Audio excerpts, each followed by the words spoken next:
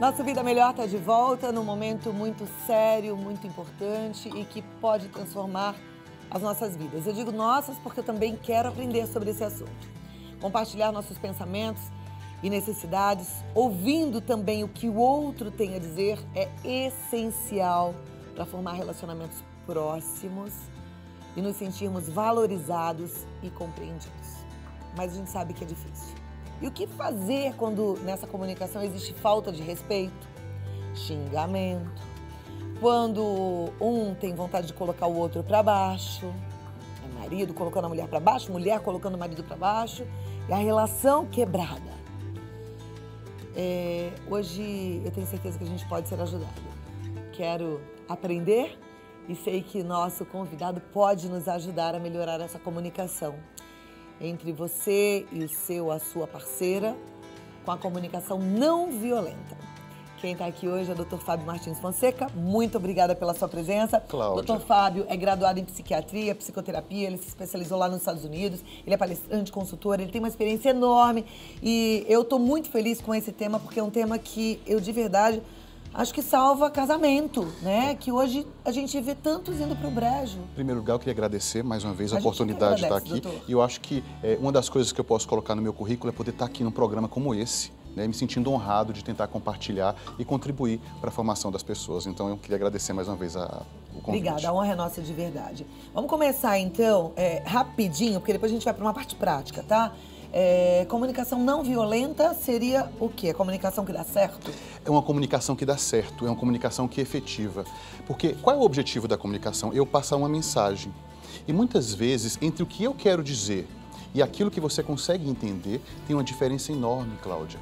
E esses ruídos da comunicação, muitas vezes, ao invés de resolverem um problema, porque a comunicação serve para resolver um problema, para atender uma necessidade, para conectar as pessoas e para construir. Esse é o objetivo fundamental da comunicação, né?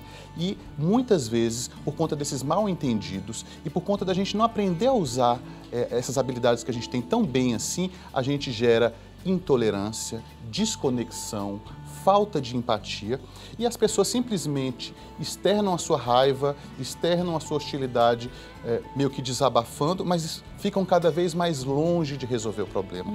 Isso numa série de situações, Cláudia. Você deu um exemplo aí numa discussão entre marido e mulher, mas às vezes tentando devolver uma roupa numa loja que não está muito bacana, conversando com um funcionário ou alguém que você gostaria que fizesse o trabalho de uma maneira diferente. Ou seja, existem instrumentos e existem formas de se comunicar de uma maneira eficaz. Como é que a gente sabe, Cláudia, que a comunicação está indo bem? Eu preciso atender a 3 regrinhas. Eu preciso resolver um problema, né? Eu quero fazer uma crítica, expressar uma opinião, por exemplo. Só que, ao mesmo tempo, eu quero cultivar um relacionamento. Eu vou esperar que, após essa comunicação, o meu relacionamento continue bem e continue melhorando ao longo do tempo. E eu também quero me sentir autorrespeito, quero sentir uma autoestima. E às vezes as pessoas, elas olham só para... Tem gente que engole tudo, né? E aí nunca resolve o problema. Tem gente que é muito agressivo e aí não cultiva as relações. E tem gente que quer resolver o problema e não leva em consideração que a gente vai precisar cultivar os relacionamentos ao longo do tempo e mesmo que eu grite ou eu xingue, será que eu vou ficar contente comigo mesmo? Será que eu vou ser o tipo de pessoa que está cultivando os próprios valores? Então a comunicação não violenta é aquela comunicação que tenta ser tão eficaz, funcionar a ponto de atender essas 3 necessidades. De resolver um problema, mas ao mesmo tempo tentar cultivar o relacionamento e tentar manter a autoestima da pessoa. Vamos tentar trazer agora para o lado prático, porque eu acho que assim a gente consegue criar uma empatia colocando você aqui no meio dessa conversa, porque todos nós somos muito parecidos e as nossas discussões são bem parecidas. Eu queria focar mais no relacionamento conjugal, porque eu sinto que assim a gente vai ajudar muita gente em casa. Então é muito comum a acusação, né, num casamento, por exemplo. Eu imagino, vamos pensar na situação, eu tô aqui lavando a louça. Sim. E aí você tá aí sentado, relaxadão, e eu tô de saco cheio de lavar essa louça toda. Aí eu viro e falo pra você, mas você é um folgado, né? Nem pra me ajudar aqui a lavar essa louça, eu tô aqui cansado lavando essa louça, você é muito folgado. Aí você já retruca bravo. E aí eu já retruco bravo, e aí o que acontece? A gente briga, ou eu até vou lavar a louça, mas chateado com você. Como é que vai ser o nosso clima depois? A gente poderia fazer de uma outra forma. Como? evitar rótulos e tentar descrever a situação. Falar assim, sabe, Cláudia, eu estou aqui lavando a louça, estou um pouco cansado e eu fico pensando, eu tenho necessidade de descansar um pouco, quero ter um pouco de tempo com você e eu queria saber se você pode me ajudar. Ó, já quebrou minhas pernas, eu acho que eu vou até te ajudar. Olha lá, é diferente, né? A gente fica ruminando as coisas e a gente parte do pressuposto que as pessoas sabem o que tem dentro da nossa cabeça. Você não me acusou. Não te acusei. Isso foi bom. Ele falou dele, falou do sentimento dele, da necessidade dele. Tocou em mim. Não é bem o tom de voz que faz a comunicação ser violenta ou não. Então, um ponto forte na comunicação violenta é a acusação, né? A rotulação. Por exemplo, eu posso falar assim, sabe o que eu acho, amor? Eu acho que você, no fundo, é desleixado com a nossa família. Você é sempre mais preocupado com o seu trabalho, você é egoísta, você só pensa em você gasta muito dinheiro com as suas coisas, eu tô sempre precisando de dinheiro. Isso também é comunicação violenta, apesar de um tom de voz mais doce, né? E eu poderia responder, se você fosse minha esposa, poxa, amor, eu estou percebendo que você está se sentindo muito sozinha, você precisa de mais apoio. E eu não estava percebendo isso, acho que a gente vai precisar conversar um pouco mais sobre o que eu posso fazer para você sentir que eu estou mais próximo de você e que eu posso te apoiar. Agora, isso é quase impossível, porque quando a gente recebe um monte de acusação, o normal é a gente se defender e não se colocar no lugar certo para ajudar o outro, né? Cláudia, eu sempre digo que se eu for aprender a andar de bicicleta numa ladeira, vai ser sempre muito mais difícil. Eu preciso aprender a andar de bicicleta num terreno plano e às vezes eu vou usar até rodinha, né, com uma criança. Então, claro, num momento de muito acalorado, pode ser muito difícil começar a utilizar esse tipo de ferramenta. A gente vai aprendendo aos poucos, a gente vai ensinando as crianças, a gente vai usando em situações que a gente não está tão ativo emocionalmente e aos poucos a gente vai ficando cada vez melhor. Mas é algo que pode ser aprendido e é algo que pode ser ensinado. É algo que pode ser combinado. Por exemplo, tem ali um casal, olha, que tá num conflito e tá num tal de briga o tempo inteiro. Eles podem sentar e falar assim, vamos fazer um trato? Vamos tentar a partir de agora usar uma comunicação não violenta? Pode. Pode. Então o que tem nesse trato, nesse combinado? O primeiro ponto então é não acusar o outro. O primeiro ponto é estarei disposto a ouvir e quando eu estiver ouvindo, por mais que às vezes a pessoa me acuse de alguma coisa, eu vou tentar entender que ela tem alguma necessidade que não está sendo atendida. E às vezes ela se confunde e atribui toda a responsabilidade a mim. Então eu vou tentar identificar no outro qual é a necessidade. É necessidade de ajuda, é necessidade de apoio, é necessidade de autonomia, é necessidade de conexão, de proximidade. Primeiro ouvir. Segundo, identificar a mesmo necessidade. que o outro acuse, identificar qual é a necessidade do outro. Isso. E não pegar para si a acusação do outro. Exatamente. Tá. E depois de ouvir, deixar claro para o outro que você entendeu. Meio que repetir assim, olha, então estou entendendo que você está me dizendo isso, você está se sentindo pouco apoiado. Você repete um pouquinho para o outro o que você entendeu para deixar claro que a comunicação se estabeleceu. E se o outro disser para você que você não entendeu muito bem, você dá mais espaço para o outro falar. E depois você tenta se comunicar. Quando você for fazer uma crítica, ao invés de usar adjetivos, descreve a situação. Ao invés de dizer que a pessoa é preguiçosa ou relapsa, você diz assim, olha, quando eu chego em casa e você fica assistindo televisão enquanto eu estou lavando os pratos, o que eu fiz? Eu descrevi a situação. Eu não disse que ele é preguiçoso, porque cada um pode enxergar essa situação de maneira diferente. Então, não usar muito rótulo, não usar muito adjetivo. Eu me sinto triste, eu me sinto desencorajada, eu me sinto distante de você. Eu falo dos meus sentimentos sem rotular o outro. E depois, eu tenho necessidade de ter mais apoio e eu gostaria que você me ajudasse um pouco com as tarefas domésticas. E é claro, Cláudia, que as coisas não são tão simples assim. A partir do momento que eu te ouvi e você me ouviu, é só o primeiro passo. Agora teremos que estar dispostos a negociar. E essa é uma parte muito importante. Porque não adianta eu falar assim, Cláudia, eu quero que você me ajude a lavar os pratos. Pode ser que naquele momento você esteja muito cansada. Aí você pode falar, Fábio, eu quero muito... Desculpa, eu queria até poder te ajudar, mas eu não tenho nenhuma condição. Estou super cansada. Hoje eu trabalhei muito mais que você. Mas aí quando você me fala isso, você parece que não está muito aberta para negociação. Sim, mas eu estou pensando que tem muitas vezes, e na grande maioria das vezes, um dos dois está fechado para negociação. E aí? E aí, você pode se lembrar de falar assim, olha, nesse momento eu estou muito cansado e eu gostaria de conversar de que outras formas, em que outros momentos eu posso te ajudar, sem ser exatamente depois que eu chego do trabalho. Ou Quem ouviu essa resposta tão fechada para a negociação pode devolver. Tá ok, eu estou percebendo que agora não é possível, mas eu gostaria de voltar a conversar com você em que momentos, se não agora, você poderia me apoiar. Qual é o segredo disso tudo? A gente tem necessidade, ok? Eu tenho necessidade de ser apoiado. E aí na minha cabeça, eu fico só com uma maneira de apoio. Quando eu estou aberto para negociação, pode não ser aquela que eu queria, mas de repente uma outra vai servir também. Olha lá, gente, vamos falar aqui de flexibilidade. Isso. Então, eu vou pedir um pouquinho da sua flexibilidade, da sua também, porque a gente vai voltar com esse assunto já. Vou voltar com o Dr. Fábio Martins Fonseca. A gente estava falando de momento propício para continuar a conversa. Tem momentos em que a comunicação, se ela não for estabelecida de forma não violenta, ela precisa parar? Sim, eu acho que a gente chama isso de evitar o pior. Quando eu sei que eu estou no meu máximo de emoção, né? Então, a gente ensina as pessoas muitas vezes a dar nota para a raiva, por exemplo, né?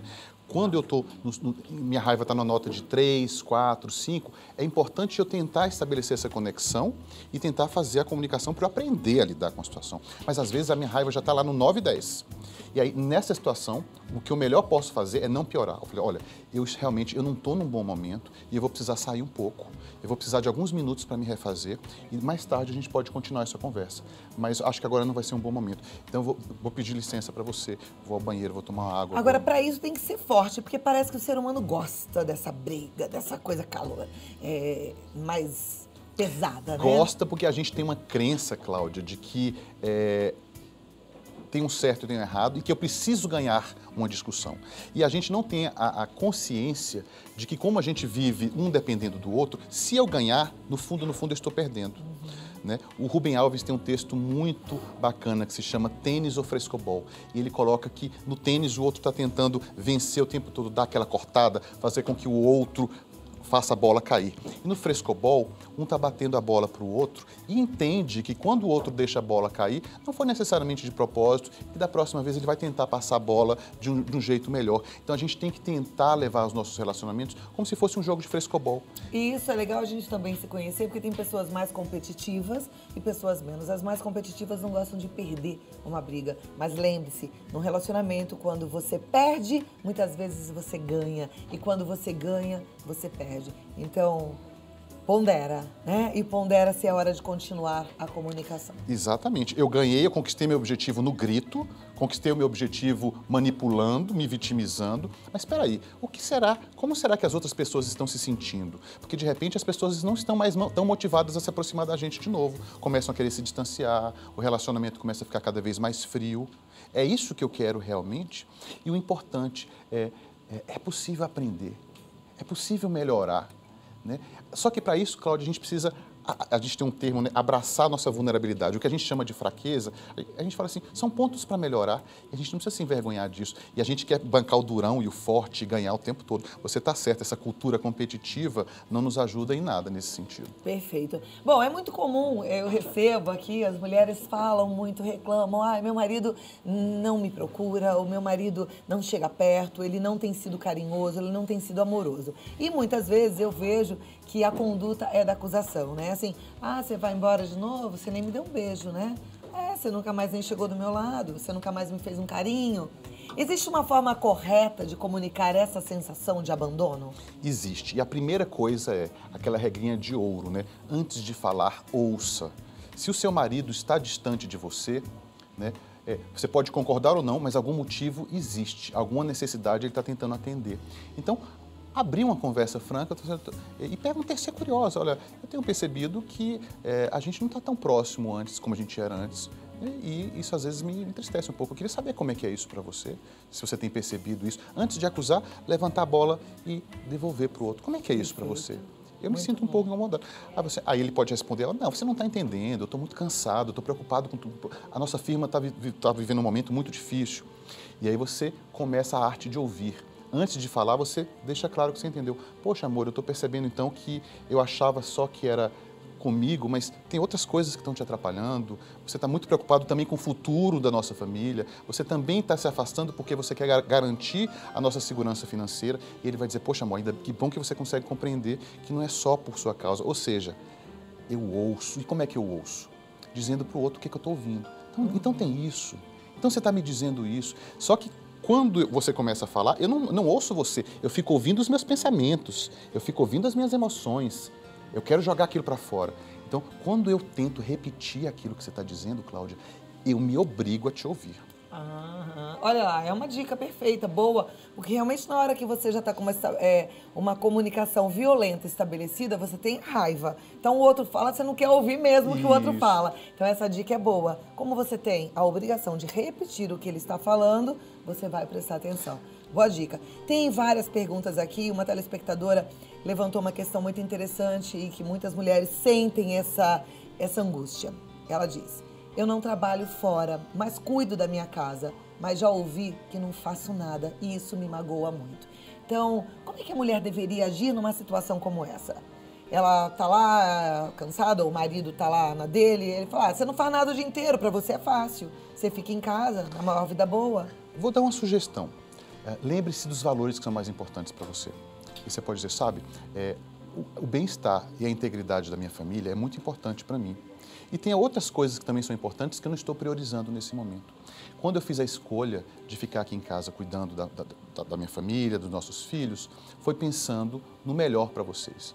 E me entristece um pouco ouvir isso, porque eu queria ter um pouco de reconhecimento também do quanto eu contribuo.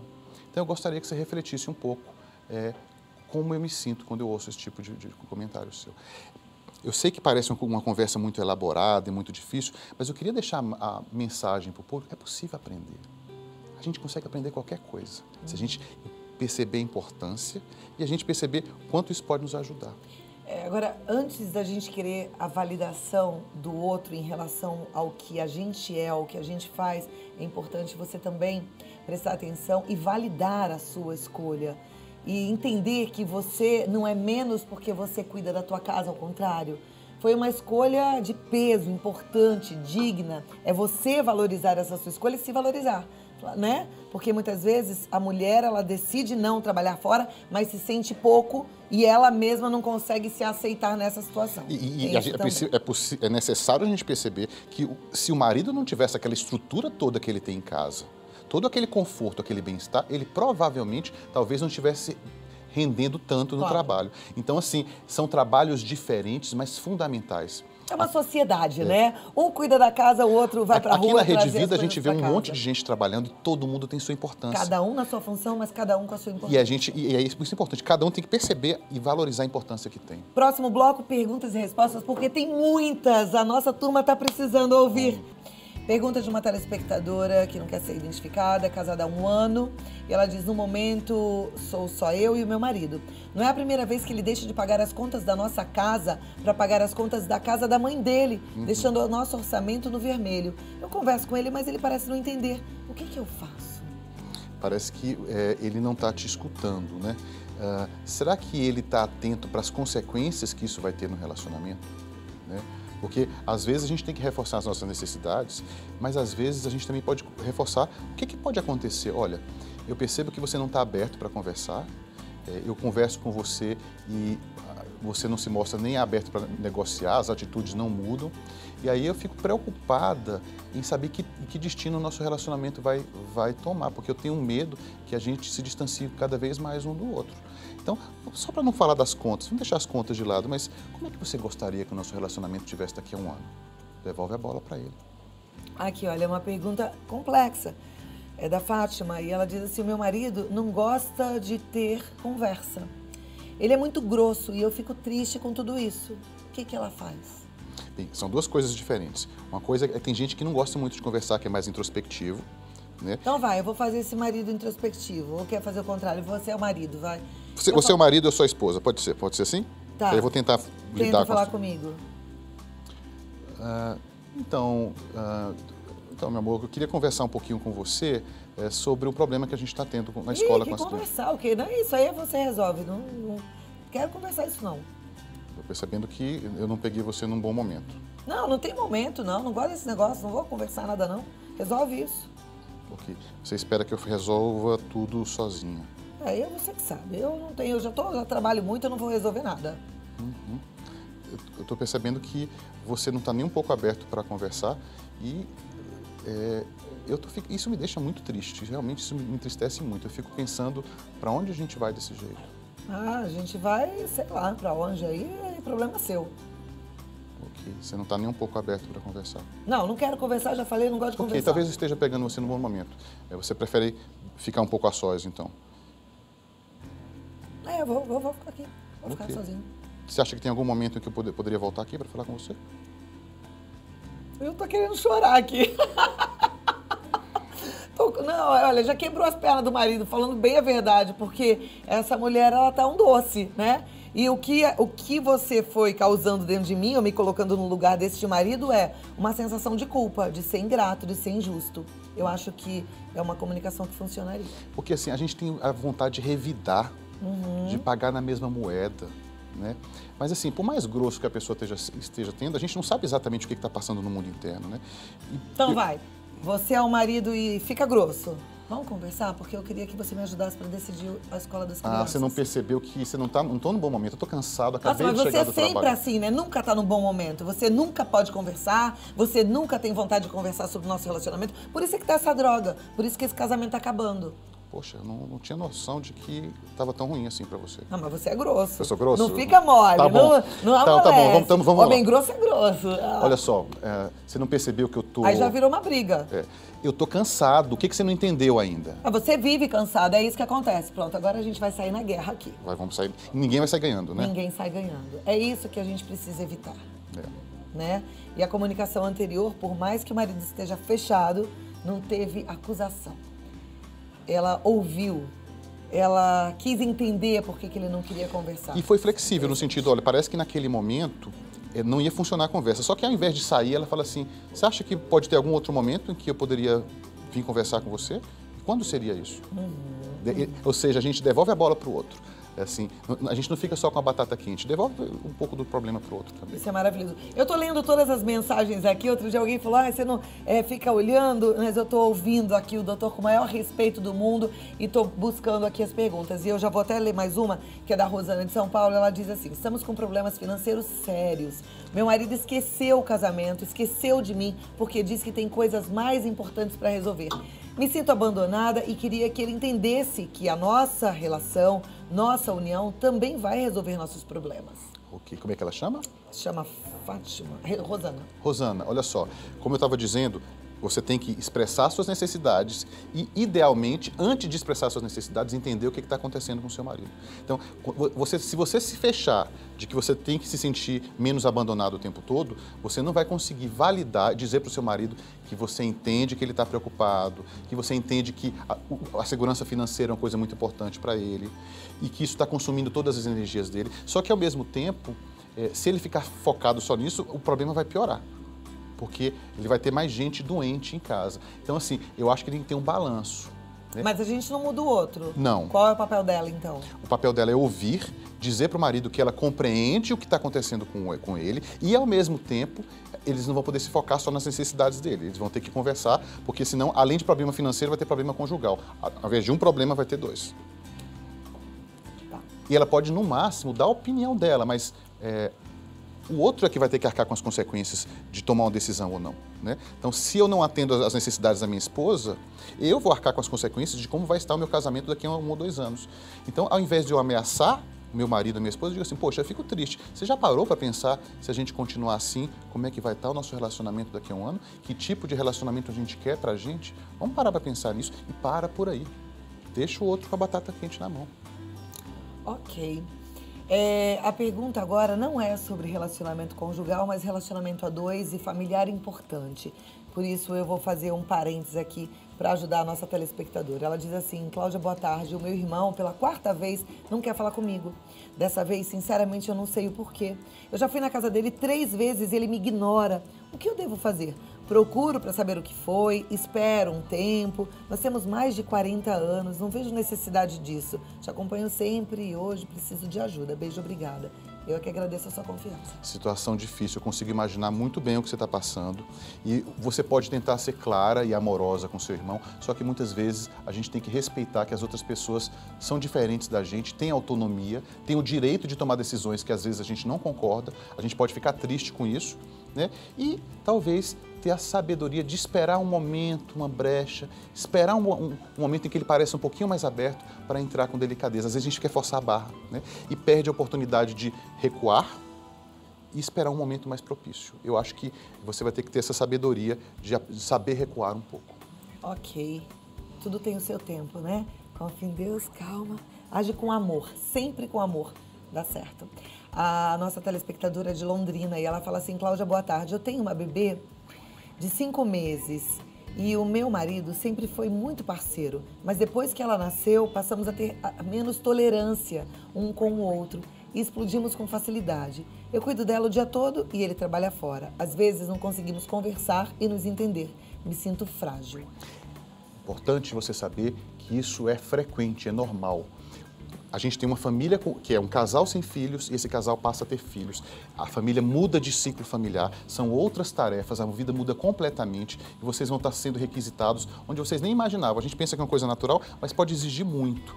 Então, vocês precisam entender que o casal, a família está vivendo um novo desafio, que é frequente isso acontecer com casais que estão tendo os primeiros filhos e vocês vão tentar entender que essa é uma tarefa para fazer conjuntamente, não trocar a acusação, né? Procure entender que isso faz parte do momento que vocês estão vivendo, né? E procure entender agora qual vai ser o papel de cada um de vocês agora com um filho pequeno, porque é difícil essa mudança, Cláudia, não é no piloto automático. É outro status, né? Agora, eu lendo a sua mensagem, pensei no seguinte, você fala assim, me sinto frágil.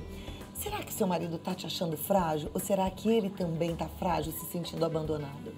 A gente, quando tem um bebê, e eu digo isso porque eu sou mãe de 2 bebês grandes, né? Já adultos, a gente fica apaixonada, a gente fica... Eu me lembro que eu fechava os olhos e eu só via a carinha deles na minha frente, você deve estar assim, encantada.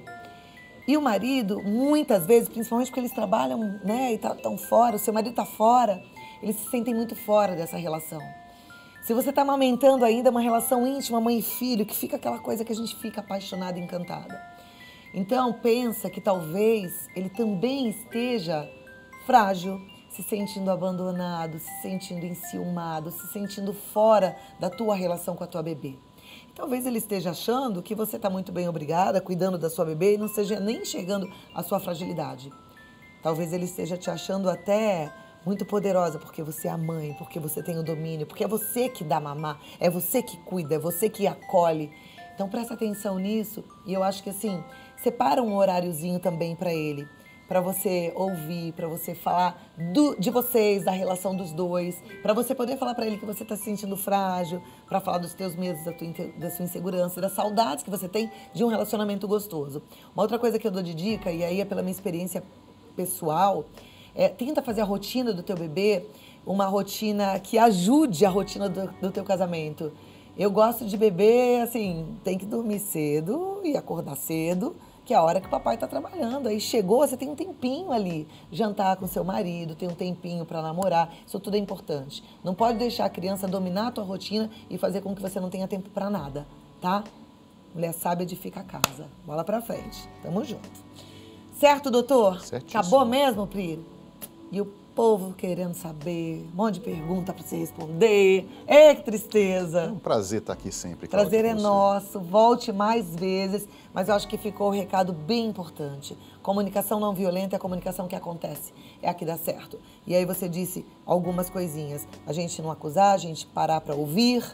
A gente parar para pensar em como é que eu quero que o meu relacionamento esteja no final dessa interação. A gente só quer resolver o problema e não para pensar um pouquinho a longo prazo.